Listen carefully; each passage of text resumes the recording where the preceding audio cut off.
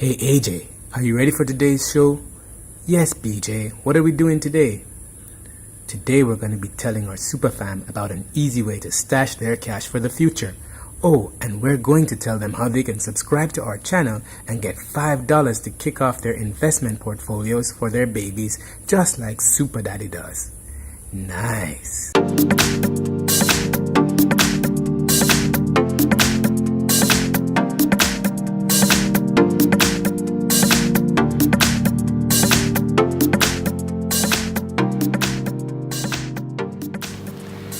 Greetings Super Fam. This week our video is going to be about business. Yes, we're going to take a look at a very interesting app called Stash. I'm going to show you a very easy way to invest your money with Stash. Also, I'm going to give you $5 to get started with your investment profile at Stash. Now, you have to bear in mind that in order to get the $5, you have to be my friend. And the only way to be my friend is to go ahead and to subscribe to my channel. This is very important. These are the rules as stipulated by Stash in this special giveaway. They are only giving this offer to my friends, so please remember, go ahead and subscribe to the channel and you will get instructions as to how to receive your $5. Let me tell you a little bit about how I actually got started with Stash. When the babies were coming, I always knew I wanted to set up a special fund so that I'm always putting money aside. You know, you have to put money aside for their education in the future. College tuition is so expensive now, you can only imagine what it's going to be like 18 years from now. So I decided I wanted to just get started. So I remember being in the NICU one day and saying, okay, let me look online. I want something easy that I can just do on my phone and continue to invest for them.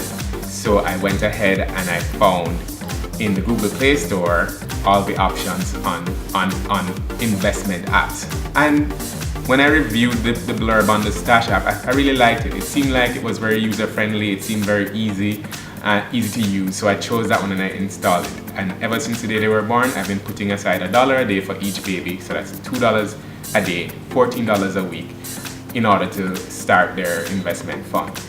Now, I started out with something very small because I just wanted to get it started and I wanted it to be something that was, you know, something I would barely notice coming out of my account. So every Sunday $14 comes out and by the middle of the week I just go into my app and I just choose whatever ETFs that I want to use. Okay, I'm going to give you a quick overview of Stash. So all you have to do is click on the icon, it pulls up the app.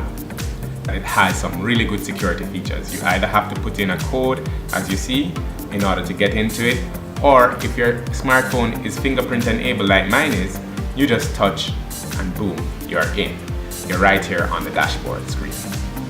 On this main screen, you see a basic overview of what's in your portfolio. So as you can see, at a glance, I have $293.04 in my Stash account, in my portfolio actually, which is separate from the account. Your account holds money that you can invest and then your portfolio is money that's already invested.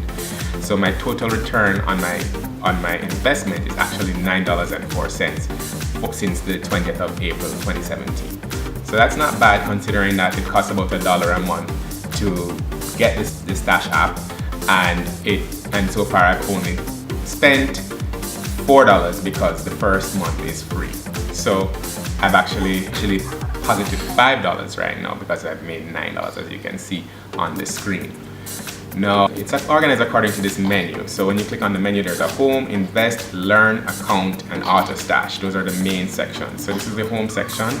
It gives you a bit of a overview of what's in the portfolio. When you swipe to the left, it goes over to the portfolio screen where it shows you all these options of the ETFs that you have already invested in, how much money you have in each one. So as you can see, I have $80 in Roll with Buffett, $22 in Robots Rising, $23 in Copy the Experts, and $24 in Equality Works. So it's really nicely organized. Then you have this screen, which is just the balance, which tells you how much money you've deposited each month, which is in the green, and then how much money you have invested, which is in the gray. And if you had a withdrawal, it would be in orange, which I don't have any withdrawals. I've just been steadily putting money in the Stash so far, so there's nothing in orange. Then this last screen is the potential screen, which I kind of like. It's a useful little tool that allows you to project into the future as to how much money you should have in your Stash given how much money you'll be putting in. So I'm putting $14 a week, which is about, let's see, before 16 was $54 a month. So I'll go to the closest thing, which is $50 a month, which I'm putting a little bit more than that, but that's the closest thing to what I have here. Then you choose the growth potential of the market. So let's assume the market is at 5%. And then it will tell you how much money you will have after 1 year, 5 years, 10 years. So after 10 years, at this rate, I would have $8,579. But let's say I wanted to have $50,000. I could also slide this to the right and watch the after 10 years figure go up. And then when it gets to 50,000, or very close, 52,919, it tells you how much money you need to invest per month. So it's showing me right here that I need to be putting $325 a month. So if I'm still doing it on a weekly basis, I have to work up to $80 a week of stash in order to get to this goal, assuming of course that the market performs at 5% per annum. So the next section is the invest section. This is where the fun happens, where you get to choose which ETFs you're going to be investing in. And it's organized into 3 categories. 4 really. The first 3 though, this is how they curate all the ETFs that you're offered. So I believe are things that are like causes that are socially motivated, that you might be interested in supporting. The next section is I want. So this is basically based on things that might have more to do with your investment profile or your risk profile. So moderate mix, aggressive mix, all that glitters are things that may be based on how you want to invest. The next section is the I like, which are things that might be driven by your personal interests. So American innovators or enjoy yourself. This is kind of a like vacation oriented, or global citizen, which is very aspirational. Most people would want to consider themselves to be global citizen. So you would be able to choose something that's based on that type of aspiration. Then you have your bookmarks. So these are the things that you might scroll through on the other sections, and then you may mark them because you think that they're interesting. So it's very, very simple, very easy to use, and nicely organized. The next section is the learn section, which is basically just a collection of different types of articles and information that will help you to understand markets, understand investing, and just generally know what's going on with big companies out there that are also a part of the fund. Your account section has all the little transactional things that you would want to do, like moving money into your stash account, moving money to your bank, setting up your bank account, and also the trade confirmations. Now this is a very important section because, you know, I think this might have been recently added because a lot of the critiques I saw online were that this type of information was actually not available. But this section actually gives you the ability to go in and see exactly what happens with each particular trade on Stash. So there's a bunch of legal jargon here, but then on the next page you will be able to see that there's the actual total shares that you bought, and the price that you bought it at, and the fraction of the shares that you actually own based on this particular trade. Okay, so that's the app review in terms of functionality. I should also note that in the main menu there's also this section that says get $100. That was a little bit unclear to me because apparently on the website I've read about a $100 giveaway as well as the $5 referral giveaways, which seem to be 2 different things, and I wasn't really quite sure. So I sent an email over to Stash and their response was really quite favorable. They clarified that the $100 giveaway is a separate thing, so that's like a sweepstakes drawing where you can win $100 just for referring someone. There's actually another $10,000 giveaway just for referring people that's randomly drawn. And then there's the $5 referral, which is what I'm giving to you, which you get $5 for referring someone, and that person also gets $5. And that now is up to a maximum of $250, which was not stated before on the website. Now it's made very clear. In your starts from the point at which you open your Stash account. Let me talk about the pros and cons with Stash. I think to start out that, you know, this app provides greater access to markets for those who may not be able to participate through traditional investment platforms. So for example, if you have a traditional platform, you may be paying anywhere between $5 and $10 per trade. Stash allows you to make unlimited trades for the month for just $1. So So that's one big thing. It removes that barrier, because purchase an ETF for $5, you really need to purchase a large amount in order to make a profit after all of the fees that you make per transaction are added up. So that to me is really quite prohibitive for someone who can't afford more than, let's say, $2 a day to invest in anything. Two, I think the ability to buy a fraction of a stock is a very big pro of the Stash app. I think this is what is actually revolutionary about it. Even though you're really buying groups of stocks within an ETF as opposed to buying single stocks, the great thing is that you can buy little as you want, as little as $5. So now we have two babies. So in Jamaica, we refer to this as the Chinese wholesaler approach, and we mean that in the best way possible in reference to Chinese people.